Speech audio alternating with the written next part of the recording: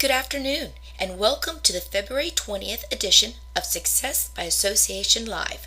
This issue is sponsored by the Johnston County Convention and Visitors Bureau. We thank them for their steadfast support of AENC. Today's article was written by Lisa Ward and is reprinted with permission. The article is titled, Women in Leadership, Lessons from the Field. Reminder, please join us at the AENC Winter Conference on February 28th and March 1st, as President Ward will be moderating the first ever AENC Women in Leadership session. Women in Leadership, Lessons from the Field. When I was 11 years old, I decided I wanted to be an altar boy. I marched over to the rectory with talking points in hand to ask our parish priest what steps I needed to take. I remember Father listening to me. Then he smiled and told me girls weren't allowed to serve as altar boys. He offered no reason or rationale. It was just something that boys could do and girls could not do. Breaking through barriers is tough, even when you're 11. I'm a long way from 11 now, and we women have broken through or hurdled or tunneled beneath more than a few barriers. But a woman's success can be hard fought. As we work our way into leadership roles, we try to be assertive but not aggressive, convincing but not abrasive, strong but not bossy. We demonstrate our value over and over again while men around us appear to coast into promotions, seemingly based on their gender rather than their worth. Clearly, barriers are still in place. But it's not always our gender keeping us down. Sometimes it's ourselves. Women at times unintentionally hold themselves back from greater responsibilities and greater stature and the greater compensation that comes with both. To help the next generation of women poised to step into leadership roles, we need to recognize the ways we jeopardize our own professional progress and adopt a different approach. Number 1, confidence versus competence. According to an article in The Atlantic, several years ago, Hewlett-Packard was trying to figure out how to get more women into top management positions. A review of personnel records found that women working at HP applied for a promotion only when they believed they met 100% of the job requirements. Men applied when they thought they could meet 60% of the job requirements.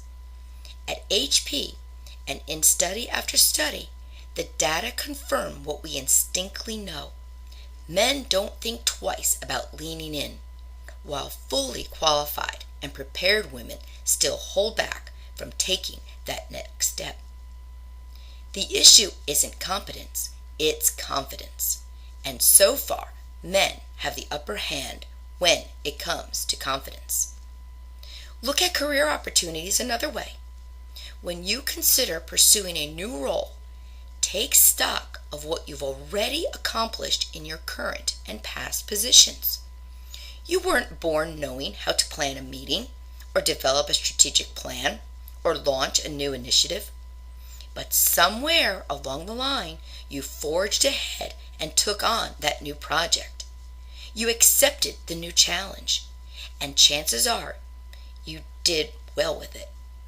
You transferred the skills and experience you had accumulated to tackle and conquer the new challenge.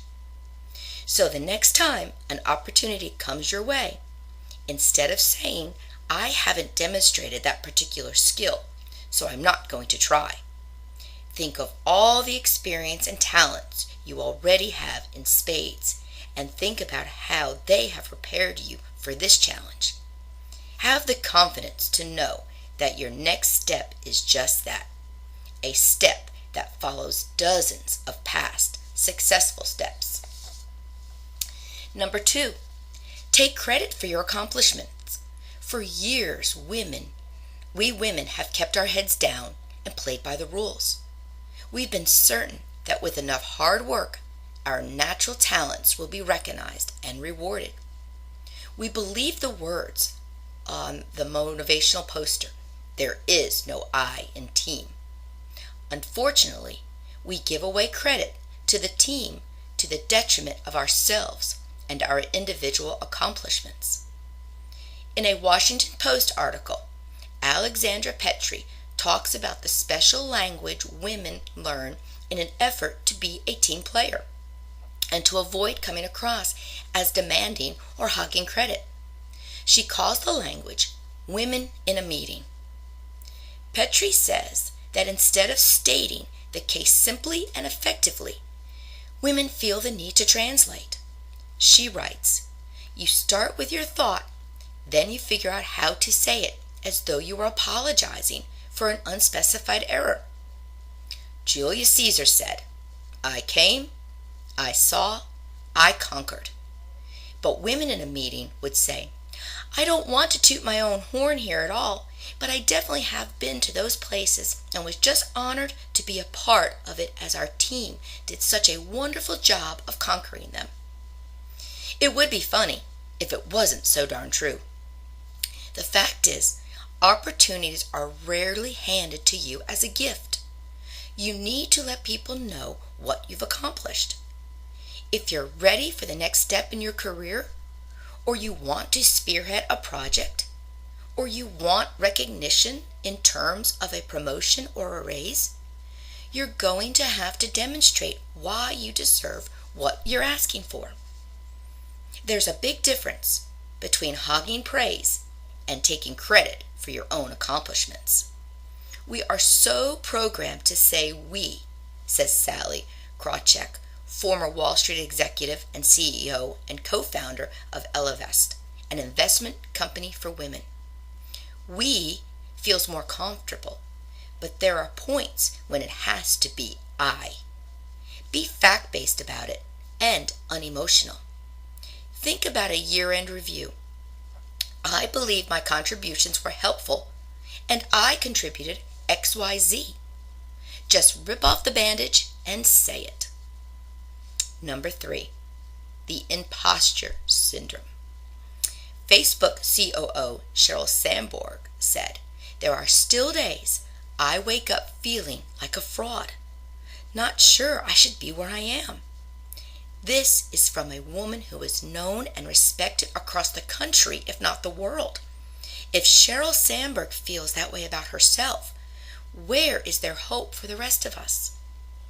Sandberg goes on to say, "Men attribute their success to make themselves, and women attribute it to other external factors." If you ask men why they did a good job, they'll say, "I'm awesome." Obviously, why are you even asking? If you ask a woman why they did a good job, they'll say someone helped them, they got lucky, they worked really hard. Why does this matter? Because no one gets to the corner office by sitting on the sidelines instead of at the table.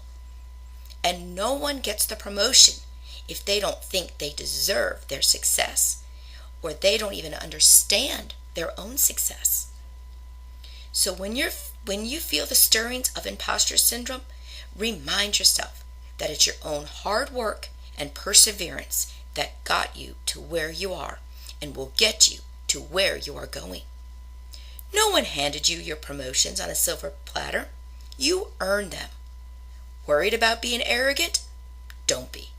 Taking credit for your own accomplishments and recognizing your own worth isn't arrogant. It's healthy. Number 4, speak up.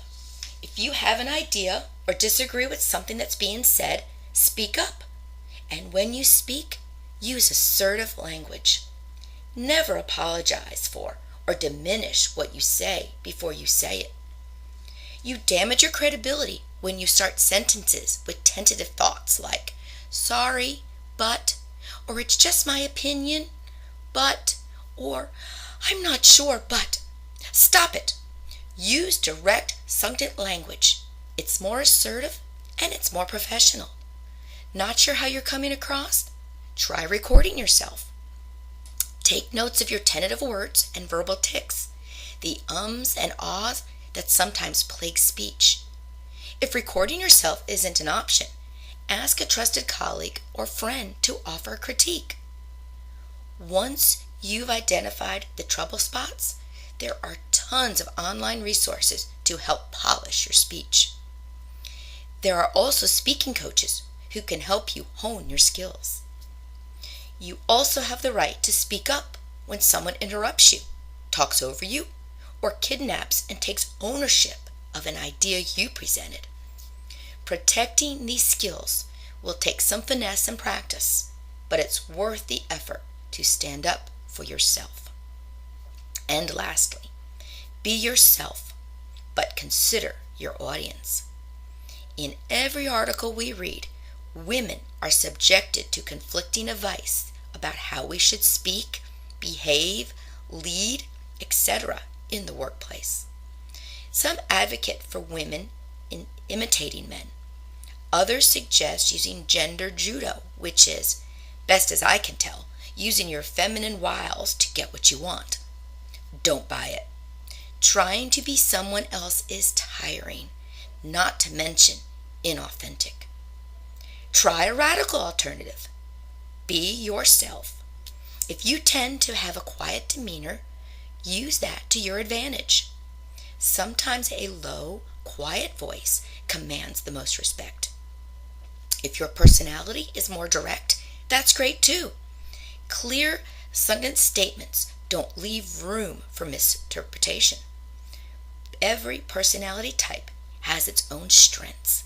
Find yours and capitalize on them. Always consider your audience. You don't speak to casual acquaintances the same way you speak to trusted colleagues.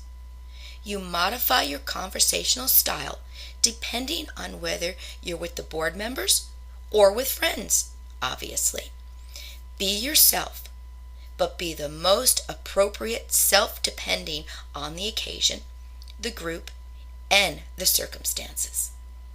While the exalted role of altar boy was beyond our grasps years ago, it's full steam ahead for today's and tomorrow's women. That concludes our article. We hope you have a great day.